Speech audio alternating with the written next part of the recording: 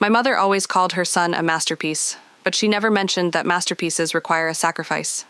As I took the microphone, I was ready to show the 300 wedding guests the price of his perfection, my entire life. The clinking of my champagne flute against the microphone sends a high, clear note through the reception hall, a sound that cuts through the low hum of polite conversation. I watch the sound wave travel, see it ripple across the sea of elegantly dressed guests, their faces turned toward me with expressions of benign expectation. They see a sister, a bridesmaid in a tasteful dove-gray dress, about to offer a toast.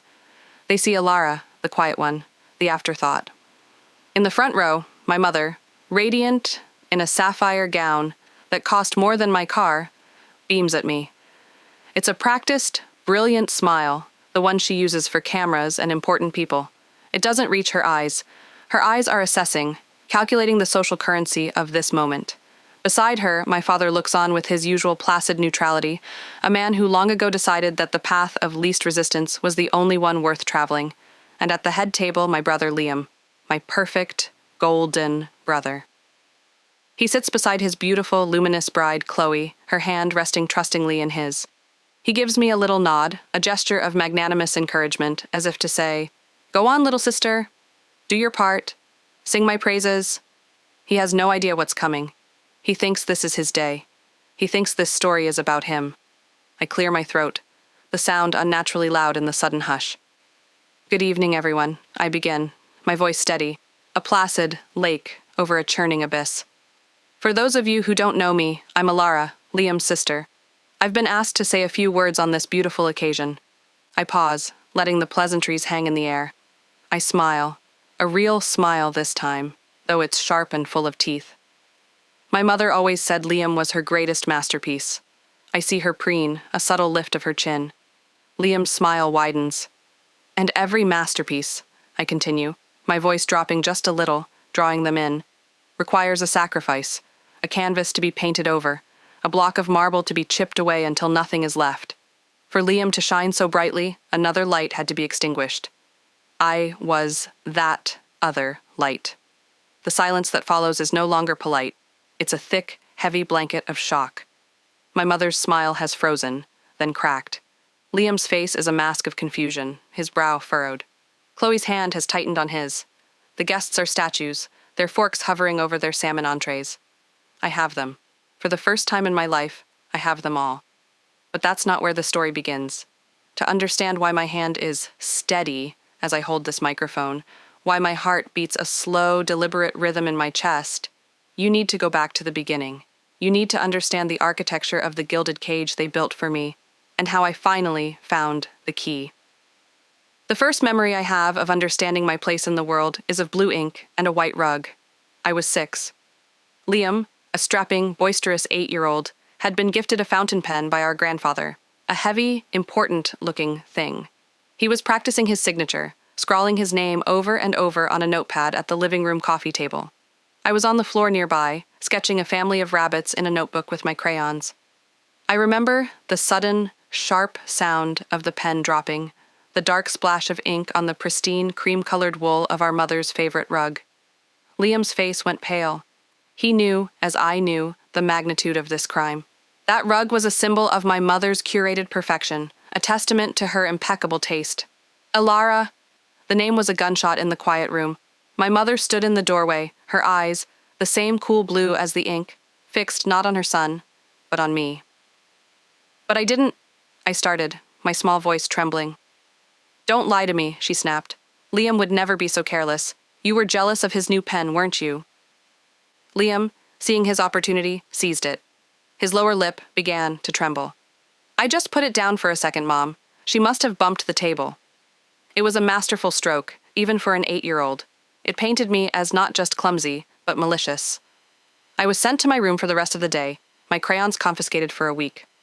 I listened through the door as my mother cooed over Liam, assuring him it wasn't his fault, that some people just couldn't help being destructive. I heard my father come home and murmur his assent to her version of the story. It was easier that way. Keeping the peace meant accepting the narrative, and the narrative was always that Liam was good, and I was not. This dynamic became the blueprint for our childhood. When Liam got an A- on a math test, it was framed and hung in the hallway, a testament to his burgeoning genius. When I won first place in a state-level art competition for a watercolor of our grandmother's garden, my mother glanced at the blue ribbon and said, "That's nice, dear," before tucking it into a kitchen drawer, where it was soon buried under takeout menus and old bills. My talent was a hobby, a frivolous pastime. His B+ in history was a stepping stone to greatness. He learned his role and played it to perfection. He was not just a passive beneficiary of this system, he was its co-enforcer. He'd accidentally smudge my charcoal drawings, helpfully point out my flaws to our mother, and adopt a tone of weary disappointment when I failed to live up to his standards. "I don't know why you can't just try harder, Alara," he'd say, echoing our mother's favorite refrain, usually after I was blamed for some minor infraction he had committed. He was the sun, and I was the moon, a pale, cratered satellite that only served to reflect his light. Our father, a ghost in our own home, simply orbited my mother, his silence a form of endorsement. His desire for a quiet life superseded any impulse to defend his daughter, and so the gilded cage was built, bar by invisible bar, with my brother as the golden prince, and me as the resident ghost. By the time I was 17, art wasn't just a hobby, it was my entire world. It was the only language I had to articulate the suffocating weight of my family, the only place I could be something other than Liam's sister. My bedroom was my sanctuary, the walls covered in sketches, the air thick with the scent of turpentine and oil paints. It was my planned escape. My target was singular, a beacon of hope in a bleak landscape, the Atherton Institute of Art. It wasn't just a prestigious school, it was the best. More importantly, it offered a single, all-expenses-paid scholarship each year, the Sovereign Scholarship, awarded to one incoming student, whose portfolio showed exceptional promise. This scholarship was my lifeline. We had money, yes, but it was family money, and I knew, with a certainty that settled deep in my bones, that not a penny of it would ever be spent on something as impractical as my artistic ambitions. The family coffers were for Liam's Ivy League future, not for my pipe dreams. I had to earn my own way out. For an entire year, I poured every spare moment, every ounce of my being, into my portfolio. It was a collection of 12 pieces, a visual chronicle of my silent rebellion. I painted my mother not as the elegant matriarch she presented to the world, but as a queen of shadows, her face half obscured, her hands clutching a golden birdcage. I painted Liam as a marble statue, beautiful and flawless, but with hollow eyes. I painted our family home not as a place of warmth, but as a labyrinth of stark, empty hallways. Each brush stroke was a word I couldn't speak, each canvas a scream trapped behind my teeth. I remember trying to explain it to my mother one evening. I'd just finished the centerpiece of my portfolio, a self-portrait where my reflection was cracked, like a shattered mirror. I was buzzing with a rare, fragile hope. "Mom, look," I said, holding it up for her. "It's for the Atherton application." She glanced at it, her lips thinning into a familiar line of disapproval. "Alara, we've talked about this. It's a sweet hobby, but you need to be realistic. You should be looking at paralegal programs. It's a stable career. You could support a real family someday." The implication was clear. My art was not real. My ambitions were not real. I was not real, not in the way Liam was. Liam, who had wandered into the room, smirked over her shoulder. "Don't you have to be, good to get into a place like that?" he said, his tone light and mocking. "What's your backup plan when you become a starving artist in training?" I said nothing. I just took my painting back to my room, the fragile hope inside me flickering. But it didn't go out. Not yet. I packed my portfolio with trembling hands, drove it to the post office myself, and sent it off with a prayer. It felt like launching a lifeboat into a vast, stormy sea. For months, I did nothing but wait, my entire future packed into that cardboard box, sailing toward a distant shore. The letter arrived on a Tuesday in April.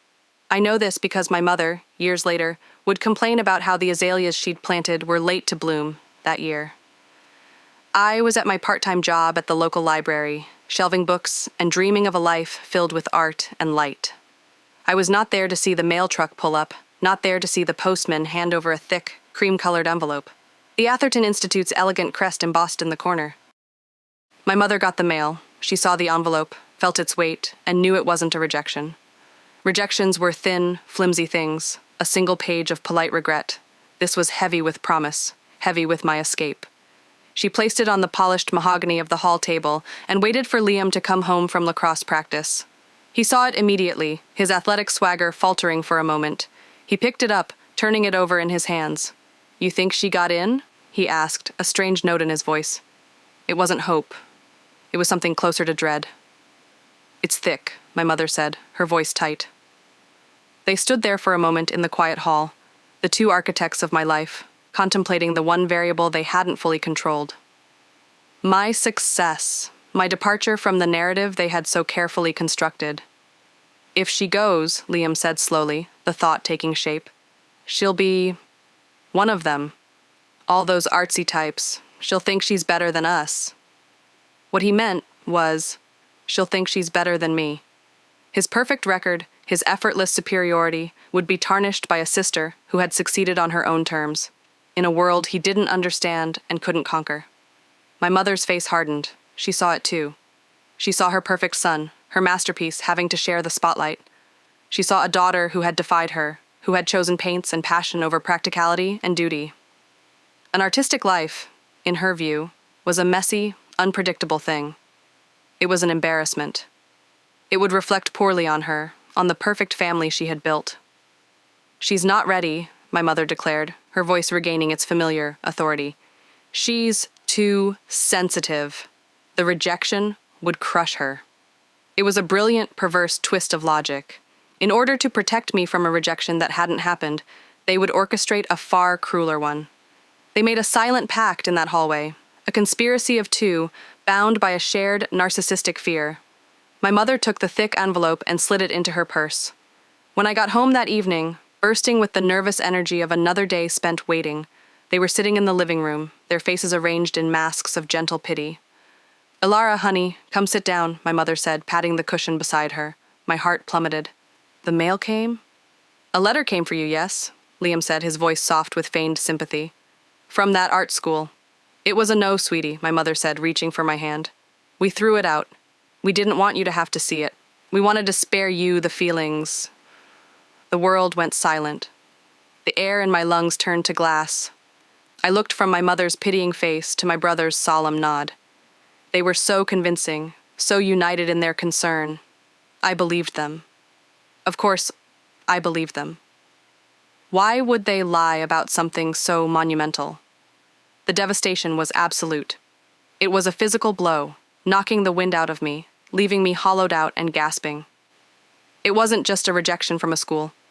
It was a verdict on my soul. My best wasn't good enough.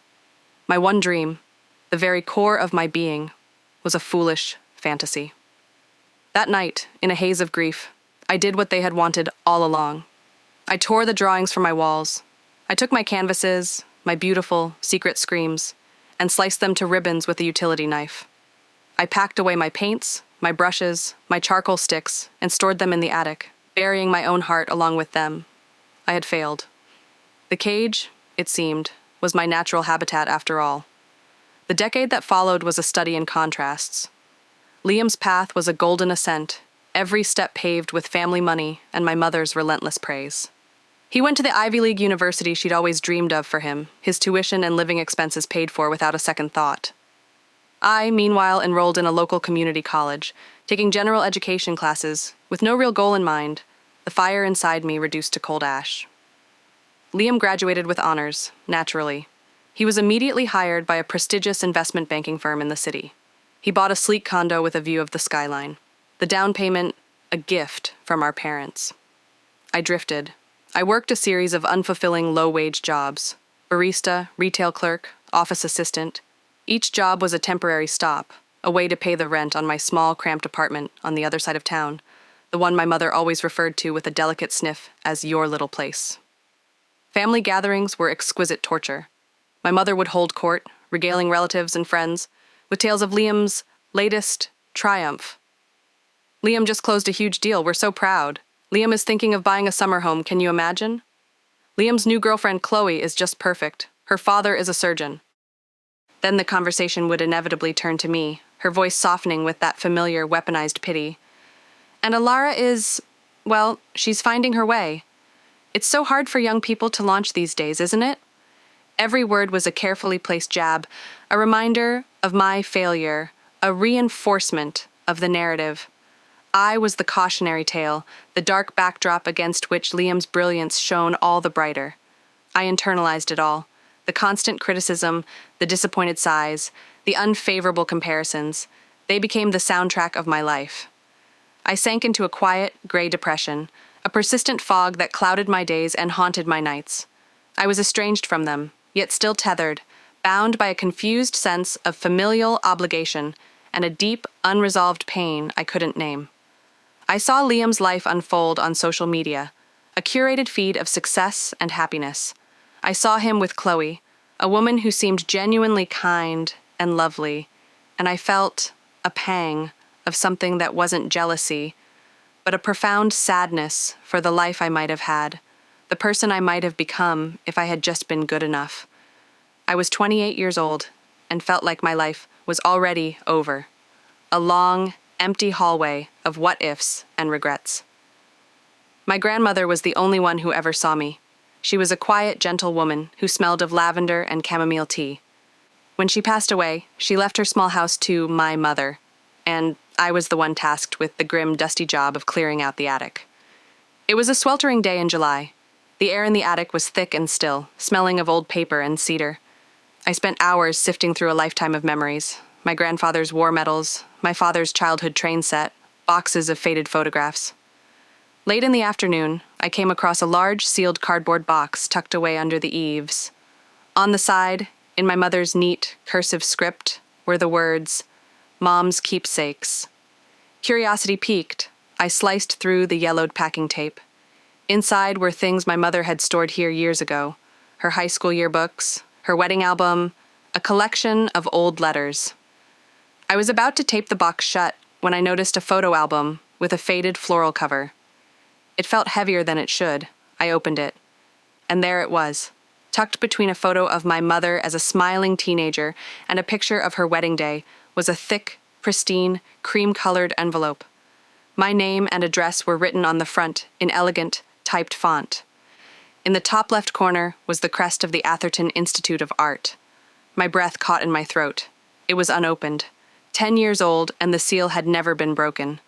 My hands trembled as I carefully worked a finger under the flap, my heart pounding against my ribs. I slid out the contents. The paper was heavy, expensive. A letterhead of deep blue ink announced the office of the Dean of Admissions. I read the first line. "Dear Ms. Vance, on behalf of the Admissions Committee, it is my great pleasure to offer you a place in the Atherton Institute of Art's incoming freshman class." I sank to the dusty floorboards, the letter shaking in my hand, but there was more. A second, even more important document was tucked behind it. Furthermore, after a thorough review of your exceptional portfolio, the Scholarship Committee is delighted to award you the 2015 Sovereign Scholarship, covering full tuition, room, and board for the duration of your 4-year degree. There was even a handwritten note at the bottom from the dean himself. "Ms. Vance, your portfolio was, without a doubt, one of the most compelling and emotionally resonant submissions I have seen in my 20 years at this institution. We eagerly await your arrival on campus." The air left my body in a single, ragged gasp. A decade, an entire decade of my life, built on a lie. The fog of depression, the crushing weight of failure, the gnawing self-doubt, it all evaporated in the stifling heat of that attic, replaced by a wave of grief so profound it almost buckled me in two. Grief for the girl I was, for the future she had earned, for the life she never got to live. And as the grief subsided, it left something else in its place. Something cold and hard and clear. A rage that burned with the intensity of 1,000 suns, and a resolve as unyielding as steel. 2 weeks later, my phone rang. It was Liam. His voice was cheerful, condescendingly so. He was getting married, a lavish affair at a country club in the fall. Chloe had said yes. Everything was, as always, perfect. After the requisite congratulations, he cleared his throat, shifting into the tone he always used when he was about to ask for a favor that he presented as an opportunity for me. "So, Chloe and I were talking," he said. And we'd love for you to be a bridesmaid. I murmured my assent, my voice a calm, placid sea. And, he continued, the ultimate hubris dawning, we were hoping you'd give a speech at the reception. You know, a little toast from my little sister. He chuckled. It would mean a lot. A chance for you to show everyone we're all good now. A chance to talk about how much you've always looked up to your big brother. The bait was so perfect, so exquisitely arrogant, it was almost poetic. He was handing me the stage, the microphone, and the audience. He was giving me the weapon and asking me to polish it for him. I'd be honored, Liam, I said, and I was surprised by the steadiness of my own voice. There was no tremor, no hint of the inferno raging inside me. Great, that's great, Alara, he said, relieved. Just keep it light, you know? A funny story from when we were kids, maybe. Oh, I have a story, I said. Don't worry, I'll make it memorable. For the next 2 months, I planned. I wrote and rewrote the speech, not in a fever of rage, but with the cool, meticulous precision of a bomb maker. This wasn't about petty revenge. It wasn't about screaming and crying and making a scene. That was their style. Mine was the quiet, devastating power of the truth. I would not be a victim anymore. I would be the narrator of my own story, for the first and final time, in front of everyone whose opinion they held so dear. I would burn their perfect world to the ground, not with fire, but with light. And so, here I am. The microphone is cool and solid in my hand. The shocked faces of the guests are a blur. My focus is singular. I look past my mother's face, which is now a mask of pure, unadulterated fury. I look past my father, who looks for the first time truly lost. I look directly at my brother. I started with a story about masterpieces and sacrifices, I say, my voice as calm as a summer morning. Because that was the central theme of our childhood. Every family has a narrative, and ours was that Liam was the golden child, and I was the scapegoat. A nervous murmur ripples through the crowd. I see Chloe's parents shifting uncomfortably. Let me give you a few examples, just so we're all clear. When Liam broke a priceless vase at age 8, I was the one who was punished. When he struggled in a class, a tutor was hired. When I excelled in my passion, I was told it was a frivolous hobby. He was praised for his potential, and I was criticized for my reality. I let that sink in. I see Liam shaking his head slightly, a gesture of denial. But the real story, the one Liam asked me to tell, is about how much I've always looked up to him. And I did. I looked up to the life he was promised, a life I wanted for myself. I had a dream of becoming an artist. It was my entire world. I worked for a year on a portfolio, for a scholarship, to the Atherton Institute of Art, my one and only chance to build a life on my own terms. I reach into the small clutch purse that matches my dress and pull out a set of folded, decade-old papers. The original letter. 10 years ago, I was accepted, I say, my voice ringing with a clarity it has never before possessed. I was not only accepted, I was awarded the Sovereign Scholarship, a full ride, a handwritten note from the dean praising my work. I unfold the letter, holding it up for all to see. The silence in the room is now absolute, a vacuum. But I never knew, because my mother and my brother, the two people who were supposed to love and support me, received this letter. They looked at my dream, my escape, my future, and they decided it would inconvenience them. They worried my success might draw attention away from their masterpiece. So they hid it. They told me I had been rejected, and they threw their rejection letter away to spare my feelings. I read the dean's note aloud, my voice never wavering. I read the scholarship award details. With every word, I feel a decade of shame and failure sloughing off me like a heavy coat. I lower the letter and look at my brother. His face is ashen, his perfect composure shattered. So I ask you, Liam, I say, my voice soft now, but carrying to every corner of the room. Does your success feel earned? Does this beautiful life you've built feel real, knowing it was constructed on the foundations of my stolen future? I turn to my mother. Her face is a terrifying, contorted mess of rage and humiliation. And I ask you, Mother, was it worth it? Was creating your perfect son worth destroying your daughter? Finally, I turn to Chloe. Her face is pale, her eyes wide with a dawning horror, flickering between the man she just married and me. Tears are welling in her eyes. Chloe, I say, and my voice is filled with a genuine, aching sorrow. I am truly deeply sorry to do this on your wedding day. You seem like a wonderful person, and you deserve happiness. But you're marrying a man who has a masterpiece of a life, and I thought you deserved to know the price of the canvas. The aftermath begins before I even finish speaking. A gasp from the crowd, the sound of a chair scraping back, as Chloe's father stands up, his face thunderous. The eruption of frantic, horrified whispers. My mother is on her feet, her mouth opening and closing like a fish, but no sound is coming out. Liam is frozen, a statue at last, his eyes hollow. I don't stay to watch the rest. My work here is done. I calmly place the microphone back on its stand. I walk to the head table and set the 10-year-old letter down, right beside Chloe's untouched champagne flute. I give her one last, apologetic look, a silent acknowledgement of the wreckage I am leaving in my wake. Then I turn and I walk. I walk past the stunned guests, past the ruins of my family, my head held high. I don't run. I walk with a steady, unhurried pace out of the reception hall, through the ornate lobby, and out the grand double doors. The cool night air hits my face like a benediction. The distant sounds of the chaos I have unleashed are muffled behind me. The feeling is not one of triumphant victory, not the giddy rush of revenge. It's something deeper, quieter. It's the profound, silent, earth-shattering feeling of liberation. I take a deep breath, the first clean breath I've taken in 10 years. I am free. And in the quiet dark, under a sky full of stars, I finally start walking toward a future that is entirely my own.